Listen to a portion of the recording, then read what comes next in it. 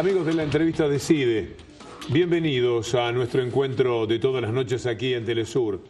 Hoy me da mucho gusto recibir al doctor Eduardo Barcesat, constitucionalista, uno de los juristas más importantes de la República Argentina y amigo personal, abogado en algunos asuntos con los que ahí lo tenemos al doctor en duras peleas. A lo mejor después comentamos un poco por qué hace también a la libertad de expresión y a la lucha que se da con determinados medios dominantes, hegemónicos en la República Argentina. Hablo de un juicio de Héctor Mañeto, el tristemente célebre dueño, CEO del grupo Clarín, también tristemente célebre en nuestra América, y que ha realizado un juicio contra mi persona y el doctor me representa, para que sepamos exactamente cuál es la relación, doctor, que existe. Pero de lo que quiero charlar con ustedes de este último episodio que se dio en el traspaso de mando. La presidenta quería hacer el acto según la Constitución en el Congreso Nacional, pero Macri pretendía que, como se hizo otras veces, pero no siempre, el traspaso, no la jura, se hiciera en la Casa Rosada. Esto fue lo que ocurrió hoy. Para esto fue necesario que la justicia, o una parte del Poder Judicial, al que llamamos justicia, tomase la decisión de que el mandato de Cristina Fernández de Kirchner terminó anoche a la medianoche. Bueno, vamos por parte. Primero, debe hacerse frente a la Asamblea Legislativa, es decir, la Constitución lo dice taxativamente en el artículo 93, que el traspaso se hace y la jura en presencia de la Asamblea Legislativa, que significa los senadores y los diputados reunidos frente al futuro presidente, que ahí prestará su jura. Y yo creo que no solamente es una cuestión de protocolo, creo que tiene un simbolismo. Es decir, él debe rendir cuenta de su gestión frente al Congreso de la Nación, porque ahí están los representantes del pueblo en la forma más democrática y plural posible. De modo que esto me parece que no es un tema negociable o que cuestión meramente de protocolo. De modo que cumplir con la Constitución significa hacerlo en el Congreso de la Nación, la jura, el traspaso del mando. Y dos cláusulas antes de esta, la Constitución dice claramente que el mandato fenece el día de la fecha de la asunción. Es decir, el día de la fecha de la asunción de Cristina fue el 10 de diciembre, por lo tanto, el 10 de diciembre debía entregarlo. A mayor abundamiento, como decimos los abogados, la cláusula transitoria 10 que se puso para resolver el tema del desfase que se ocasionó cuando Alfonsín traspasó el mando meses antes de la finalización del mandato, dice con nombre y apellido que el traspaso del mando se hace el 10 de diciembre del año correspondiente, ¿no? Bueno, si todavía faltara algo más, el Código Civil, que sería la aplicación supletoria, dice que cuando los plazos son de años o meses, es del día de la fecha al día de la fecha, del mes o año correspondiente. Y que el término vence a las 24 horas del día de la fecha en que debe hacerse el cumplimiento del acto jurídico. Esto es clarísimo, si no admite una biblioteca de la izquierda, una de la derecha, en todo caso, que las dos se le caen encima al fiscal Dilelo y a la jueza Servini de Cubría, porque han hecho una cosa pueril, es decir, de alejarse del texto de la Constitución. Permítame decir que Dilelo es el fiscal que hizo el dictamen y Servini de Cubría la jueza que tomó el dictamen de fiscal y lo hizo propio. Y lo convirtió en una disposición, en una sentencia. En una sentencia sobre una medida cautelar que por supuesto se va a agotar, o ya se agotó hoy, porque ya deviene cuestión abstracta. Todo estuvo, diría, fríamente calculado, porque obviamente nadie va a poder apelar esto, porque la requerida era la titular del Poder Ejecutivo y hoy el titular del Poder Ejecutivo es otro, ¿no? De manera que la cuestión deviene abstracto. Pero lo que sí creo que es importante señalar, que ya teníamos un Poder Judicial que se convirtió en Poder Legislativo en última instancia, diciendo qué es ley y qué no es ley, que se convirtió en Poder Ejecutivo en última instancia, diciendo qué decretos valen y qué decretos no valen, y ahora es también Poder Constituyente. Y esto es lo que creo que es una mácula institucional insalvable, porque Me parece que no puede un juez en una sentencia dar vuelta o modificar el sentido claro, prístino, de una cláusula constitucional. Entonces, el deber primero de los jueces es asegurar la observancia a la supremacía de la Constitución Nacional. Lo dice claramente la Ley 27, la primera ley de organización del Poder Judicial de la Nación, su artículo 3. Deber de asegurar la observancia a la supremacía de la Constitución Nacional. Bueno, si esto es la observancia a la supremacía de la Constitución Nacional, realmente ese fallo es para hacer papel picado, no sirve para otra cosa. Pero es un precedente lastimoso que va a quedar porque, bueno, no hay quien pueda recurrirlo, no hay parte legitimada. El daño ya está hecho, es irreparable. Es irreparable. Ahora, el daño se lo hicieron a esta jornada que está terminando, en la que Macri se dio el gusto de recibir el bastón de mando en la Casa Rosada, pero queda el sedimento tan preocupante de cómo está la justicia o el Poder Judicial en la Argentina, en un estado de escasísima credibilidad. ¿Es así? Bueno, creo que me duele decirlo, ¿no? Que aquello donde uno ha trabajado durante más de 50 años en la profesión esté en este grado de descrédito, de pérdida de credibilidad y de, diría yo, haberse apropiado de incumbencias constitucionales que son de los otros poderes, ¿no? Había un maestro del derecho, de la función judiciaria y de la enseñanza de la abogacía, el doctor Bofi Bollero, fue ministro de la Corte Suprema también y gran profesor de Derecho Civil, que decía que cuando los poderes no utilizan las facultades que tienen, el que no las tiene las usurpa inmediatamente, con lo que la Constitución, decía en su obra, deja de regir en la misma medida. La medida en que tengamos un poder judicial que tome incumbencias del legislativo y del ejecutivo, bueno, esos tramos de la Constitución Nacional habrán dejado de tener vigencia, eficacia. ¿Está conformado de una manera corporativa ya buena parte del Poder Judicial? Estamos hablando de una corporación judicial. Bueno, es así. Además, pensemos lo siguiente, en base a este episodio. ¿Cuándo un fiscal va a recibir un expediente y en 40 minutos emitir un dictamen, ¿no? Y luego al día siguiente la resolución de la jueza? Si esto no estaba acordado previamente, obviamente que nadie podría imaginar siquiera. Cuando a mí en un reportaje me avisaron que habían promovido una medida cautelar para establecer cuál era el plazo, dije, bueno, lo único que les queda ahora es que declaren inconstitucional la ley de gravedad, porque si se atreven con la Constitución, dentro de poco irán con las leyes de la naturaleza, ¿no? Permítame decir a los amigos de Telesur que este fiscal Dilelo venía de un antecedente casi inmediato porque Macri asume como presidente procesado por un delito imputado de haber dirigido o convalidado escuchas que se hicieron a ciudadanos por servicios de inteligencia propios, servicios policiales propios. Hay una causa muy fuerte por la que tendría que ir a juicio oral. Dilelo hace muy poco tiempo dijo que tenía que ir a juicio oral. Pero ahora, ante la eventualidad, ante el hecho de que va a ser presidente Macri, bueno, ya lo es, dice que debe quedar sobreseído.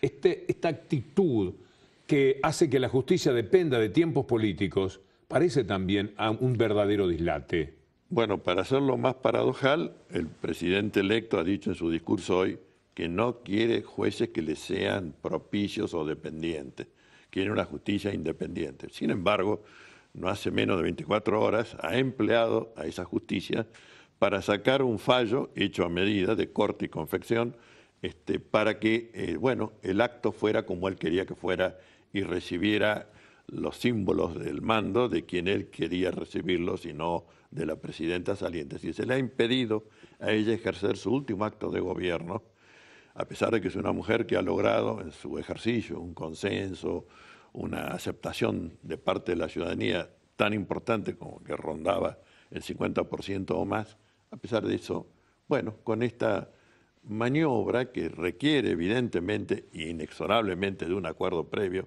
con quienes van a perpetrarla, se le ha privado de ese último acto de su gobierno, ¿no? ¿Serán rehenes los hombres de la justicia de ese poder mediático que mencioné en el comienzo del programa? Está bien Dilelo, que ya parecería que puede dejar de lado ciertos ideales de la justicia. Viene la jueza, Servini de Cubría. ¿Tenía esa margen para decir que Dilelo no tenía razón y que por consiguiente el final del mandato de Cristina Kirchner era esta noche y no anoche? Por supuesto, no solamente tenía el mandato, yo diría que tenía la obligación de hacerlo así porque el dictamen es pésimo, no malo, pésimo. Es decir, si en un examen de derecho alguien preguntara en constitucional el tema de cuándo vence el mandato e hiciera una afirmación como la que ha hecho el fiscal, yo le vaticino muy mal resultado a ese examen, ¿no? Es decir, no me cabe ninguna duda. De modo que yo diría que no solamente tenía la facultad, sino que tenía el deber de haber repuesto el fiel de la jurisdicción. En lugar de eso, bueno, entregó como se le había pedido, porque hasta dispone algo que no estaba en los escritos, que era decir quién iba a ejercer provisionalmente la presidencia de la Nación por un lapso de 12 horas, que fue Federico Pinedo. Bueno, todo esto desde ya desmerece la imagen de la justicia, a pesar de que en la locución presidencial se hace especial hincapié en la necesidad de un poder judicial independiente y que no se nos arrimen como diciendo nosotros no necesitamos de jueces amigos, ¿no? Bueno, yo me guío siempre por los actos y no por las manifestaciones. Bueno, los actos han sido estos, ¿no? ¿Será cinismo la palabra? Si hay una mejor, le agradeceré que me la diga, doctor Barcesat. El juego de lo que llamamos el establishment, lo establecido, el poder real, que verdaderamente tiene desde esas corporaciones dominada la justicia, y siempre está diciendo que es el poder político, el pobre poder político finalmente, que si no es parte del poder real, es pobre poder. Sucede normalmente. Y encima, por eso digo lo de cinismo, se permiten mostrar o querer mostrar que la justicia le pertenece al poder político cuando es propia, cuando es de ellos, de las corporaciones. Bueno, este es el tema. Yo creo que el gran partido del poder tiene tres patas. Una son las corporaciones transnacionales que por supuesto manejan la economía. La segunda pata es el poder comunicacional, que tiene la comunicación hegemónica. Y la tercera es la justicia, que es el reaseguro último de que lo que decidan desde el poder no va a ser tocado y que lo que el poder ordene va a ser ejecutado, ¿no? De manera que ese tríptico es bueno, lo que debemos vencer si realmente queremos ser un pueblo autodeterminado y con independencia económica. Debo hacer una pausa, doctor, pero me gustaría que vaya pensando en cómo se puede hacer mejor a la justicia, cómo se puede hacer mejor al Poder Judicial. ¿De qué hablamos cuando hablamos de democratización de la justicia, que es algo que se intentó sin éxito, lamentablemente, en la Argentina? Enseguida continuamos en la entrevista de CIDE con el doctor Eduardo Barcesat.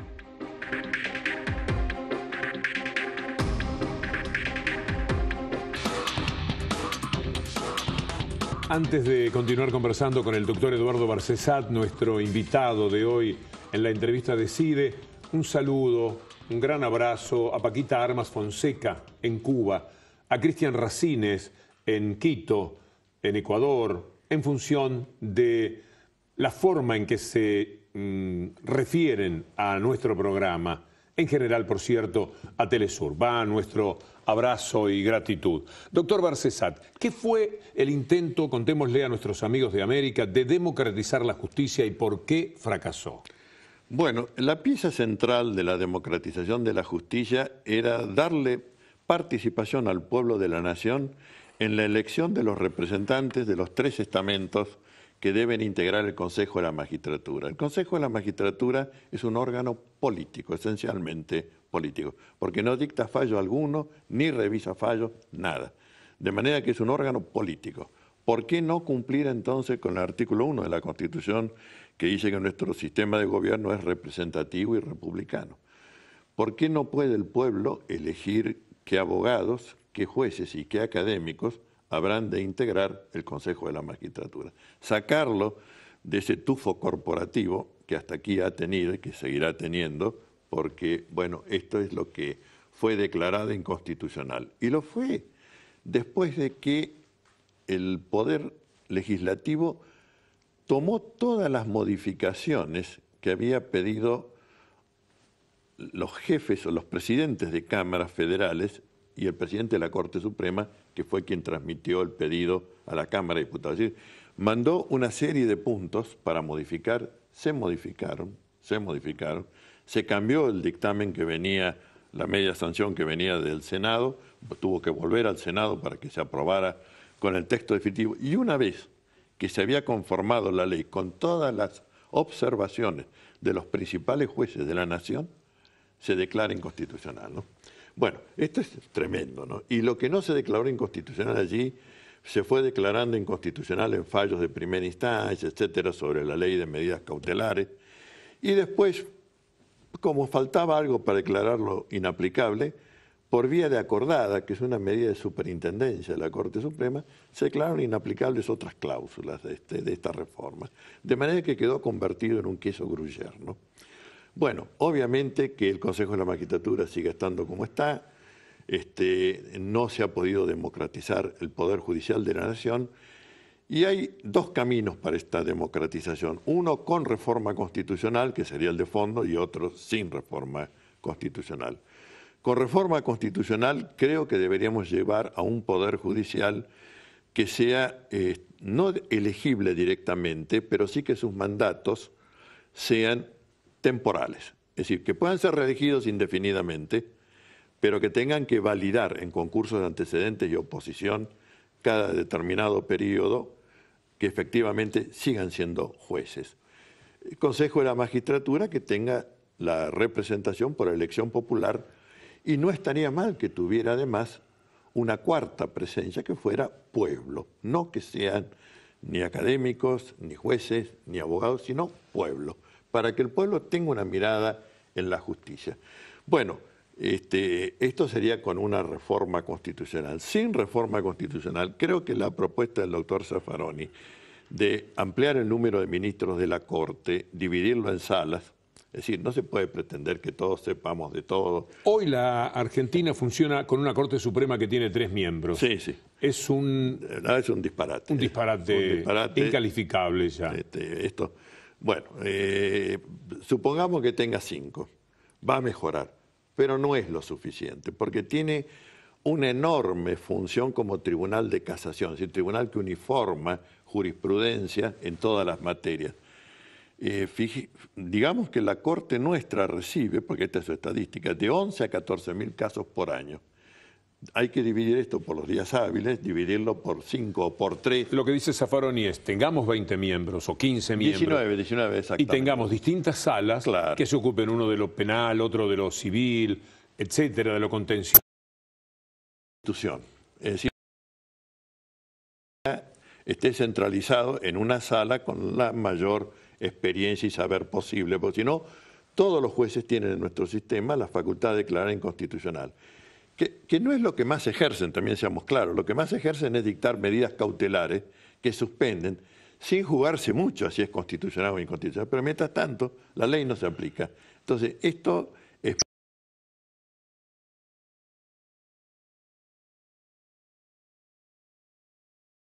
También, por supuesto, todas. El gobierno implica quizás una nueva negociación con los fondos buitres. ¿Le merece algún comentario? Sí, lamentablemente me parece lo más tenebroso, diría, de lo que anuncia esta etapa, porque debemos recordar que la Argentina impulsó y obtuvo con una mayoría contundente en la Asamblea General de Naciones Unidas una declaración solemne para establecer cómo se debe legislar y qué recomendaciones a los Estados miembros para frenar el accionar de este capitalismo financiero usurero que son los fondos buitres, ¿no? Es decir, la lacra y lo más execrable que produce el sistema. La Argentina logró un prestigio enorme con esto, ¿no? Entonces, la Argentina, que es la que impulsa, que es la que le da contenidos a esta declaración, aparece ahora ya doblegándose frente a un reclamo de los fondos buitres emanado de un juez que no sabe derecho, evidentemente, porque la interpretación que hace de la cláusula pari passu es espantosa. ¿O es un buitre más? O es un buitre más, y la opinión que tiene en el foro estadounidense neoyorquino es pésima. Es pésima, no es que es una opinión personal porque es desfavorable a la Argentina, es pésima.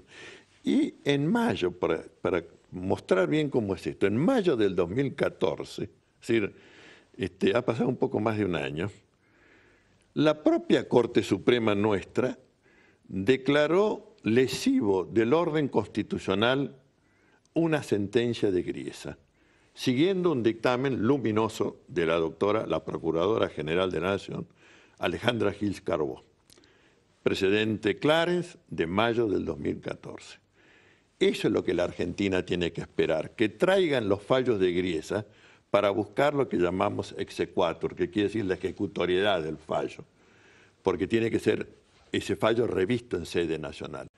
En lugar de esto, que es lo que deberíamos propiciar, tenemos esta otra situación de que se le da a los negociadores, no sé qué otro nombre ponerle al señor Caputo, que vaya allí a activarlo, a resucitarlo a David Pollack, un empleado del estudio o del juzgado de Griesa, para que vuelva a citar a las partes, y que van a ser muy duros, dicen, sí, van a ser muy duros. Pero ya cuando uno va a pedirle al mediador que vuelva a tomar intervención, la dureza ya se dejó en el camino. ¿Y qué mensaje le estamos dando a la sociedad internacional que después de haber propiciado reglas de revisión, de recupero de soberanía legislativa y jurisdiccional de los países soberanos, bueno, nos estamos poniendo allí de rodillas para ver cuánto hay que pagarles? Y hay un temor mayor, ¿no? Porque además de que Griesa admitió lo que se llama el Me Too, es decir, los que no entraron, pero que quieren entrar entonces, es cierto que ya venció el plazo de la cláusula Rufo, que admitiría que todo el bloque que se negoció dijera, no, si al otro le están pagando el 100%, páguenme el 100%. Eso ya no rige. Claro, no rige por ley, no rige por ley y por convenio. Pero ¿quién me garantiza que un tribunal estadounidense no le dé acogimiento cuando ellos además funcionan en un sistema de common law, que significan los precedentes, y por lo tanto no están muy sujetos a cualquier ley? Si Griesa hubiera aplicado la ley estadounidense, como se aplicó cuando recompusieron su deuda United Airlines y American Airlines, con el 66% representativo de los acreedores, jamás hubieran podido hacer nada. Ya hubiera estado todo resuelto. Digámosle a la gente que el 93% acordó con la Argentina los planes de pago, el 93%. Quedó un 7%. De ese 7%, el 1% es el que armó todo este lío terrible. Y los Me Too son el otro 6% que está esperando que el 1% cobre para presentarse también ellos. Es una trampa propia de lo que usted llama una verdadera lacra internacional. Doctor, mencionó a la doctora Alejandra Gils Carbó, Procuradora General de la Nación, una mujer excepcional, quiero decir, a la que hemos visto luchar desde el llano como fiscal contra los poderes públicos, el político, porque luchó también contra este gobierno en determinado momento, y contra el poder mediático del Grupo Clarín, cuando no. Lo hizo con tal vehemencia que se ganó un enemigo para siempre. Ese enemigo... Le hicieron pedido de juicio político. La ha perseguido todos estos años, hablamos de 8 años. Ahora el poder político, muy cercano, para no decir perteneciente a ese poder real, va por Alejandra Gils Carbó. Le pide la renuncia, la hostiga. ¿Usted cree que hay mecanismos de defensa para una funcionaria que tiene su mandato vitaliciamente, por lo menos hasta que cumpla 75 años? Bueno, vamos a decir lo que sería constitucional y vamos a decir la vía que se está preparando para removerla del cargo a la doctora Gils Carbó, para que ya sirva esto de denuncia, ¿no? La constitucional sería encontrar una hipótesis de mal desempeño o cumplimiento de delito en el ejercicio de sus funciones, pedido de juicio político, 2/3 de los votos de la Cámara de Diputados para que se abra el juicio, 2/3 de los votos de la Cámara de Senadores para que se la remueva del cargo, se la sancione. Imposible, ¿no es cierto? ¿Y qué están preparando? Entonces, ¿qué hacen? Como la cláusula constitucional que establece el Ministerio Público no hace en el propio texto de la cláusula la remisión y equiparación con los jueces de la Corte Suprema de Justicia de la Nación respecto de la figura de la Procuradora General y con los jueces, los restantes fiscales.